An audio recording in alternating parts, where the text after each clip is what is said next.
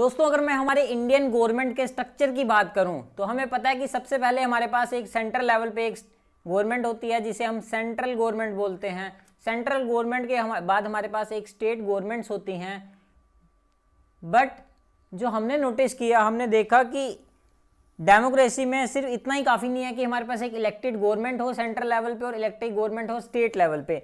एक local government भी होनी चाहिए जो कि लोकल अफेयर्स को मैनेज करे।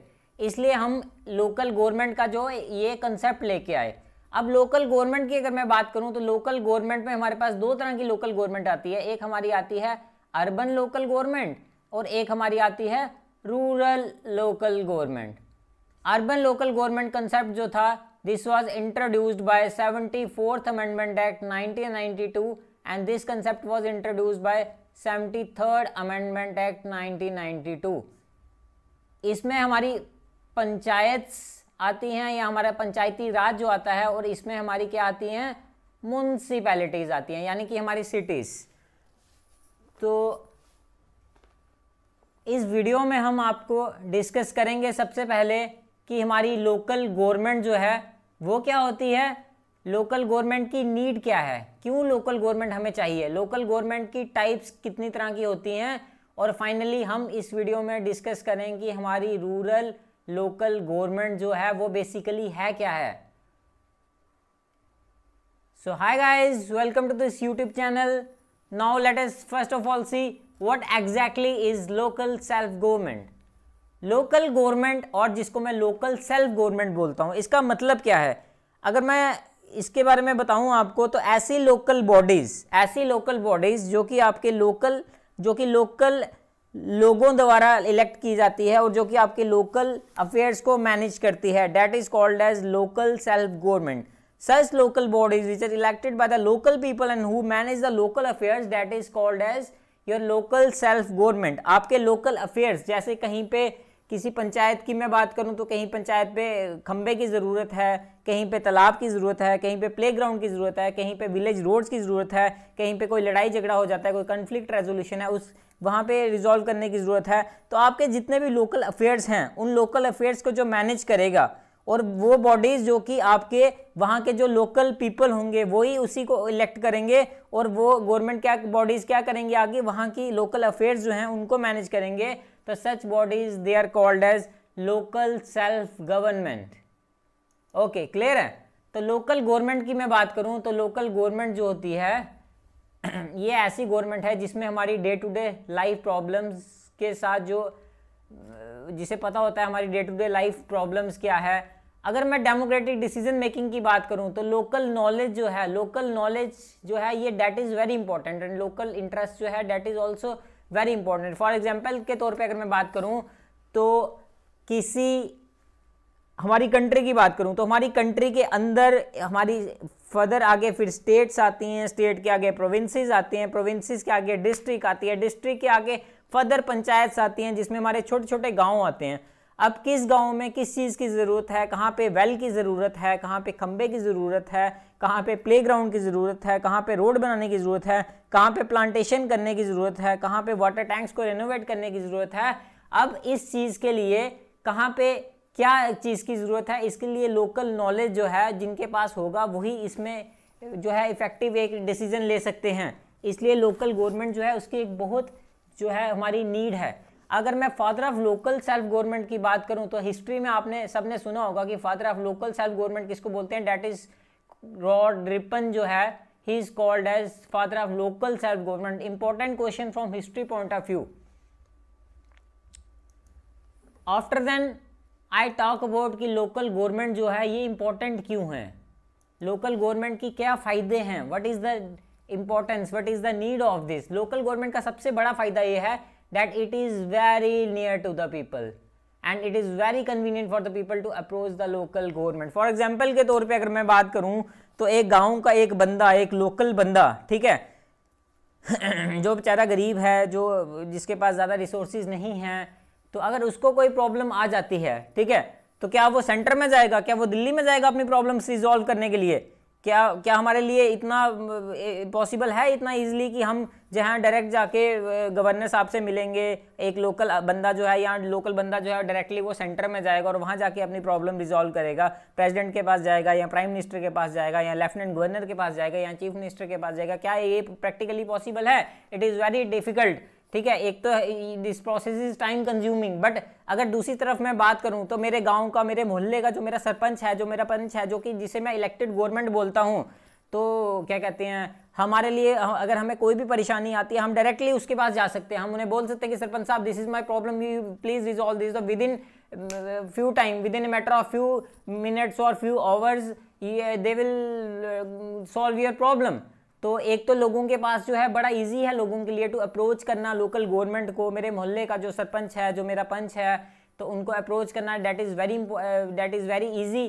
This government is very close to the people, very near to the people, and after then आपकी जो प्रॉब्लम होगी वो बड़े शॉर्ट टाइम में क्विकली रिजॉल्व होगी और आपके पैसे भी खर्च नहीं करने। आपको दिल्ली जाना पड़ेगा, आपको ट्रेन की टिकट की बुकिंग करानी पड़ेगी, आपको अपना टाइम निकालना पड़ेगा। तो इसलिए मैं बोलता हूँ कि जो हमारी लोकल सेल्फ गवर्नमेंट है this is very important, it has very advantage. अब मैं लोकल गवर्नमेंट की फर्दर अगर टाइप्स की बात करूँ तो मेरी लोकल गवर्नमेंट जो होती है this is of two types. One is your rural local government and other is your urban local government. Urban local government मैंने आपको पहले भी बताया, इसमें हमारी आती है म्यूनसिपैलिटीज़। म्यूनसिपैलिटी यानी कि हमारी शहर, और इसको हम इस वीडियो में टच नहीं करेंगे।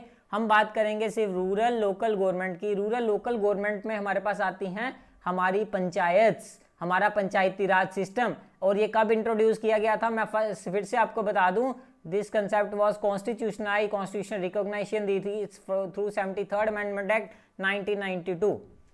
ये तो रही बात इसकी टाइप्स की। अब फाइनली हम इस वीडियो में आपको बताएंगे कि हमारी रूरल लोकल गवर्नमेंट या हमारी रूरल लोकल सेल्फ गवर्नमेंट जो है व्हाट इज दैट। तो अगर मैं रूरल लोकल गवर्नमेंट की बात करूं तो इसे हम रूरल लोकल गवर्नमेंट को popularly we called is at Panchayati Raj system. हम इसे क्या बोलते हैं? We call it as Panchayati Raj system. But अगर मैं पंचायती राज सिस्टम की बात करूं तो पंचायती राज सिस्टम हमारा जो है वो आज का नहीं है, ये बड़े पुराने जमाने से, हमारे ऋग्वेदा के टाइम से जो है पंचायती राज सिस्टम जो है वो चल रहा है। ओके, तो अगर मैं हिस्ट्री की बात करूं तो ये हमारा जो है पंचायती राज सिस्टम जो है ये ऋग्वेद के टाइम से चला आ रहा है। ठीक है, और हमारे पास एविडेंसेस हैं, वी गॉट एविडेंसेस कि हमारी जो पुराने ज़माने में हमारी कुछ सेल्फ गवर्निंग विलेज बॉडीज़ होती है जिन्हें हम सभाएं बोलते थे। कुछ सभाएं होती थी जहाँ पे क्या होता था, जहाँ पे कुछ सियाने लोग जो थे, कुछ वाइज पीपल जो थे गाँव के, वो इकट्ठे होते थे, वो बॉडीज़ जो थे और वो जस्टिस करते थे। क्योंकि इन बॉडीज़ को, इन्हीं ये सेल्फ गवर्निंग बॉडीज़ तो बाद में they were called as panchayat. Why they were called as panchayat? Because their strength used to be 5। Their strength used to be 5। उनकी स्ट्रेंथ जो थी वो 5 थी। Their strength was 5, that is 5, that is why they were called as panchayat. और पंचायत जो थी इनका main काम क्या था? इनका मेन काम था जस्टिस दिलाना और जो कन्फ्लिक्ट रेजोल्यूशन करना। ठीक है, कहने का मतलब ये है कि अगर कोई भी पंचायत में, गांव में कोई भी कन्फ्लिक्ट हो जाता है, कोई लड़ाई झगड़ा हो जाता है, उसको रिजॉल्व करना और जस्टिस जो था वो डिलीवर करना लोगों को, दैट वाज देयर फंक्शन।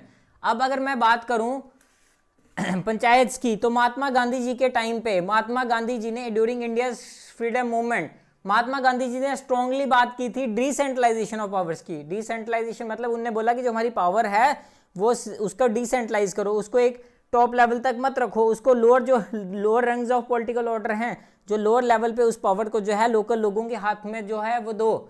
तो क्योंकि हमारी नेशनल मूवमेंट के दौरान क्या हुआ था, there was a governor general which was sitting at Delhi. ठीक है, और सारी की सारी पावर्स जो थी वो उसके हाथ में थी। There was enormous concentration of powers in the hands of governor general. ठीक है, इसलिए हमने बोला कि महात्मा गांधी जी ने स्ट्रांगली डिसेंट्रलाइजेशन ऑफ पावर की बात की।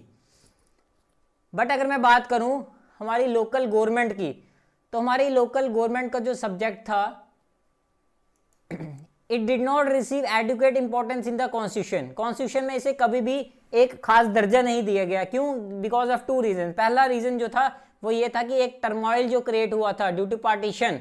ठीक है, पार्टीशन के दौरान एक टर्मोइल क्रिएट हुआ था जिसकी वजह से उन्हें लगा कि एक्सट्रीम लोकलिज्म जो है that will be a threat to the integrity and unity of the country. उन्होंने बोला कि अगर लोकल लेवल पे हम पावर्स दे देंगे तो ऐसा नहीं हो कि फिर से जो था डिसइंटीग्रेशन जो है वो स्टार्ट हो जाए। उसके बाद एक constituent assembly which was led by B.R. Ambedkar, उन्हें लगा कि यार रूरल लोकल गवर्नमेंट की अगर मैं बात करूं तो यहाँ पे तो मतलब कास्टिज्म तो बड़ा ज़्यादा है, तो ऐसा ना हो कि हम रूरल लोकल गवर्नमेंट पे जो है वो पावर्स दे दें और यहाँ पे कास्टिज्म शुरू हो जाए कि यार ये मेरी बिरादरी का है, ये नीची कास्ट का है, इसको जस्टिस नहीं देना है, इसको मुझे जो है वो बाकियों से मतलब उसको जस्टिस जो है उस तरह से नहीं दिया जाए, सबको इक्वली ट्रीट ना किया जाए। ठीक है, तो ये कुछ रीजंस थे। बट हमारे पंचायत, अगर हमारे इंडियन कॉन्स्टिट्यूशन की बात करूँ तो after independence they got a space in the Indian constitution. तो और जो हमारी जो पंचायती राज टर्म है, जो हमारी टर्म है पंचायती राज, ये मैंने आपको पहले भी बताया कि it signifies the system of rural local self government. ये किसकी बात करती है? Local self. First of all it is a local self government, और लोकल लेवल पे ये बात करती है, ये रूरल लोकल सेल्फ गवर्नमेंट की बात करती है। और इसे कॉन्स्टिट्यूशनल स्टेटस दिया गया, it was constitutionalise. Constitution recognition, concept तो वैसे ये बड़ा पुराना था बट कॉन्स्टिट्यूशन में इसे स्पेस नहीं मिली थी। आफ्टर इंडिपेंडेंस इसे स्पेस, काफ़ी ज़्यादा दिक्कतों के बाद इसे एक स्पेस दी गई इंडियन कॉन्स्टिट्यूशन में। And this was made through 73rd amendment act 1992। It's very very important. और अगर मैं बात करूं मेरी 73rd अमेंडमेंट एक्ट की, तो 73rd amendment act is about rural local government. ठीक है, अभी मैंने आपको बताया कि 73rd अमेंडमेंट एक्ट किसके बारे में बताती है? रूरल लोकल गवर्नमेंट, या जिसको मैं रूरल लोकल सेल्फ गवर्नमेंट बोलता हूँ। और इसी में हमें क्या आते हैं? पंचायती राज इंस्टीट्यूशंस। अर्लियर अगर मैं पहले बात करूं तो मेरा जो लोकल गवर्नमेंट था it was a state subject. ये एक स्टेट सब्जेक्ट था। स्टेट सब्जेक्ट का मतलब ये है कि हमारी जो स्टेट्स थी उनकी अपनी मर्जी थी, they were free to make their own laws on this subject. But एक बार कॉन्स्टिट्यूशन जब अमेंड हो गया तो स्टेट को अपने अपने लॉज जो थे वो अमेंड करने पड़े ताकि वो इस कॉन्स्टिट्यूशन के साथ उनको ला पाए। So that's all with this video. In the next lecture we will discuss about how the Panchayati Raj system evolved after the independence, what were the committees, what was the Balwant Rai Mehta committee, what was the Ashok Rai Mehta committee, and very important committees in the Panchayati Raj system. Now if you like the video, just hit the like button and don't forget to share and share the videos with the others ताकि बाकी लोग जो हैं वो भी इनका फ़ायदा उन्हें मिल सके। और चैनल को सब्सक्राइब करना ना भूलिएगा और प्रेस बेल आइकन को ज़रूर प्रेस कीजिएगा ताकि हमारी जो लेटेस्ट वीडियोस अपडेट्स जो हैं वो आप तक पहुंच सके। That's all with this video. Thank you.